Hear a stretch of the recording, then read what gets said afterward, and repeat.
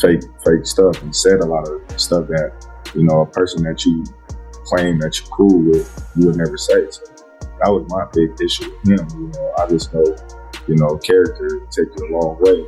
I just don't agree with the character, actions that he took.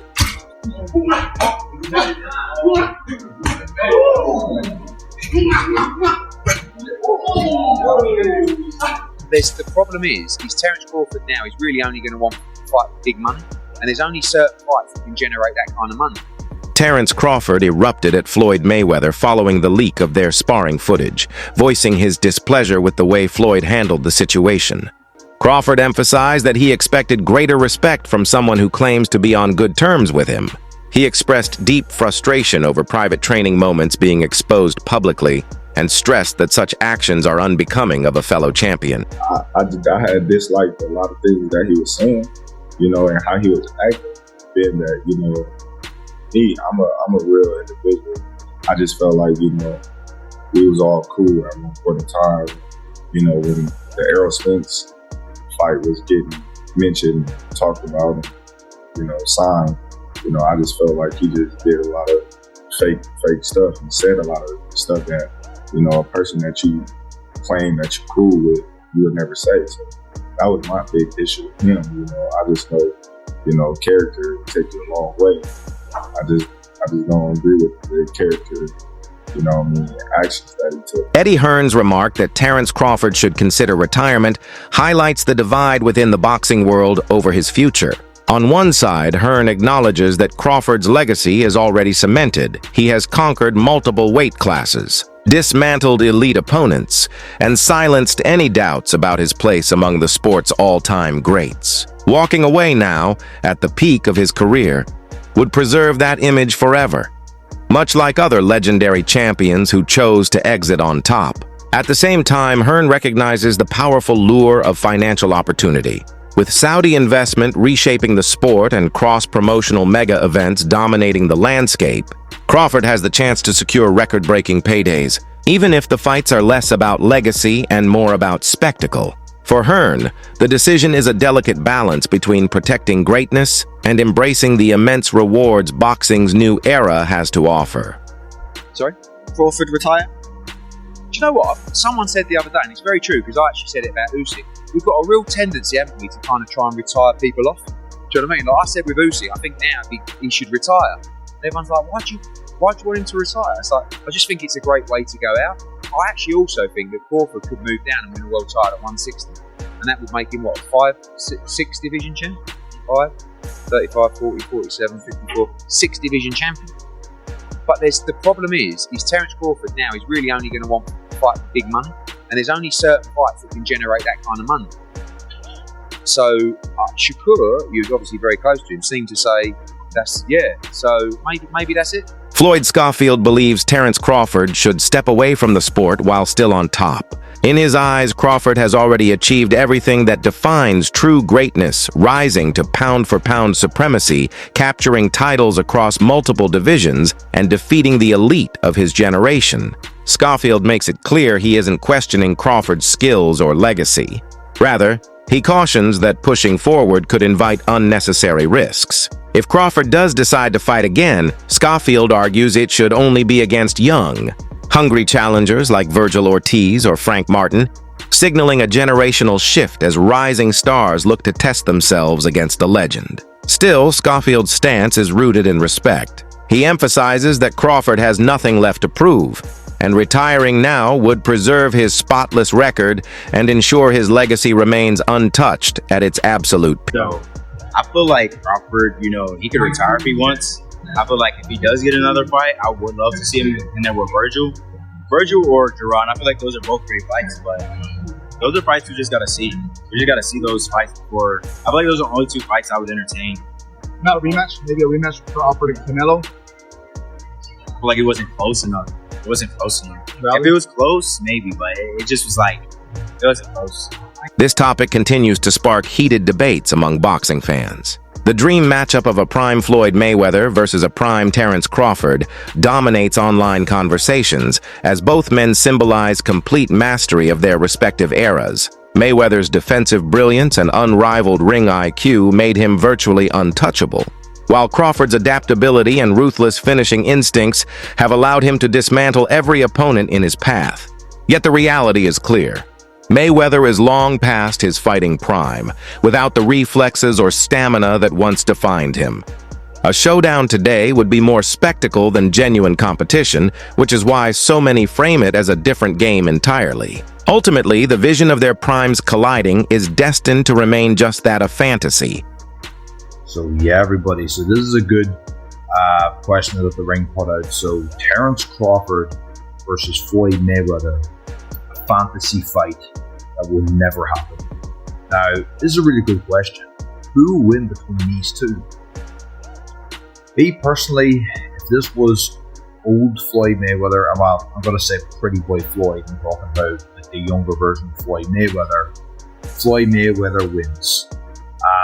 You're talking probably prime Floyd Mayweather versus prime Terence Crawford. You could see Floyd Mayweather beating Terence Crawford, but you're talking about money Floyd versus Terence Crawford. I see Terence Crawford stopping him in the later rounds due to Floyd Mayweather's passive style and Philly shell. I believe he'll melt. Terence Crawford would just break him, I think. People forget what Manny Pacquiao was able to do on Floyd Mayweather, have success with him certain parts of the fight, and people just need to see, Floyd Mayweather's, I would say, fights, later down in the years. I think Crawford would just be able to break that defense. I don't know. The thing is about Terence Crawford, he has a very, very awkward style, very awkward foot movement, footwork. This is the thing. A lot of people were thinking, nobody beats Floyd. Or if you try to compare somebody else, no, this man will beat Floyd. Floyd would beat everybody. I don't think it's a case of Terence Crawford, everybody. I think Terence Crawford would have been the man to actually beat Floyd. Honestly, for what he did to Canelo Alvarez, he beat a 168 Canelo Alvarez. 168 Canelo Alvarez. Analysts caution that statistics and accolades, while significant, don't always define true greatness in a head-to-head comparison. Floyd Mayweather's perfect 50-0 record and his ability to remain undefeated across eras is a rare accomplishment. Terence Crawford, meanwhile, has become undisputed in multiple weight classes, something Floyd never achieved during his career. The comparison is complicated, as success in different eras can't be directly measured against one another. Mayweather's legacy rests on global superstars and massive pay-per-view spectacles, while Crawford's is defined by dominant, decisive victories. Analysts emphasize that being more decorated on paper isn't necessarily the same as being the superior fighter in the ring. Ultimately, greatness depends on context, style, and timing. Floyd Mayweather versus Terence Crawford is the topic of this video, and someone posted this number of world champion fighters beaten: Floyd with 23, Terence with only 11. But my response to this is, being more accomplished does not mean you're better than someone.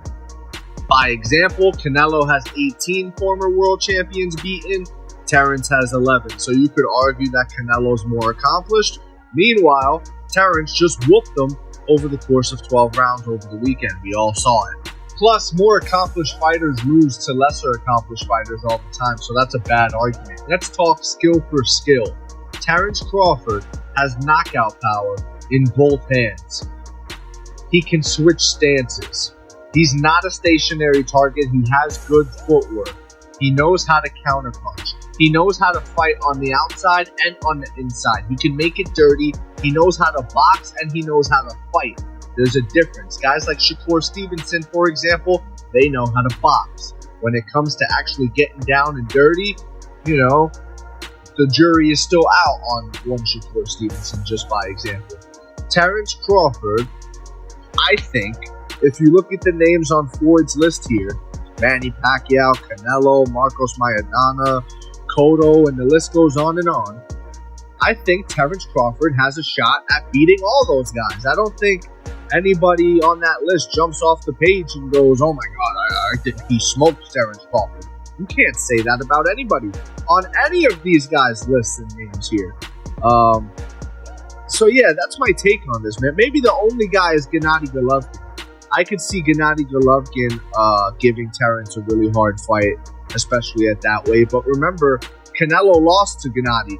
Gennady shouldn't even be on this list. He's only on the list because the judges are in Canelo's back pocket. So, you know, that's a whole nother argument. But yeah, that's my take on this, guys. Skill for skill, Terence Crawford might be one of the best of all time. And that's okay. Like, it's okay to accept that, guys. It's fine. Let me know what you think in the comments below, whether you agree or disagree. It doesn't matter. Just join the discussion, subscribe for more, and leave a like if you enjoyed the time spent. Thank you. You are all appreciated. Zab Judah's perspective carries weight, as he has experienced Mayweather's skill firsthand and knows what it takes to compete at the sport's highest level. By recognizing Crawford as the king of this era, Judah highlights the truth that every generation produces its own standout. He even reminded fans of Canelo Alvarez's past comments suggesting Crawford might surpass Floyd, a remark that fueled endless debate. For Judah, Crawford's dominance across multiple divisions is proof of his completeness as a fighter. Unlike many who struggle when moving up, Crawford has seamlessly carried his power, timing, and composure into every weight class. Judah's endorsement feels like a symbolic passing of the torch. The punch to knock him out, you know what I'm saying? The size would be a factor. None of that was nothing. How did you score it? Huh? How did you score the fight? I think I gave Canelo about 3 rounds. About Really? 3 rounds, yeah. Yeah. How did you score? You score about, sound about right? What's up? Sounds about right? I had it closer, but there's loads of different scores. 2 rounds. You gave him 2 rounds. 2 rounds. Can't do anything. I gave him a possible 3 rounds. So if that plays space, we give him 2 impossible. Where did you put him in the all-time list? 5-weight world champion, 3-weight undisputed, Terence Crawford. Terence Crawford. He's number 1 right now. Number 1. This is his generation. This is his timeline. He is the king right now. Just seen in the press conference, Canelo said that Crawford's better than Mayweather. What do you think? He's not lying. He fought him. He should know. How can somebody tell somebody that fought both of these guys, he know. Yeah. If anybody would know, Canelo would know. What do you think's next for both? I don't know. Too early? You'd like to see the rematch? Not very much. Rematch will always sound good. But the rematch is the same thing. Yeah. Cool. Matter of fact, the rematch, I'm predicting stoppage earlier. Yeah. I think. Yeah, I think so. Sam, My boys are dope. share. Thank you. I was watching Real City. That's right. They know that.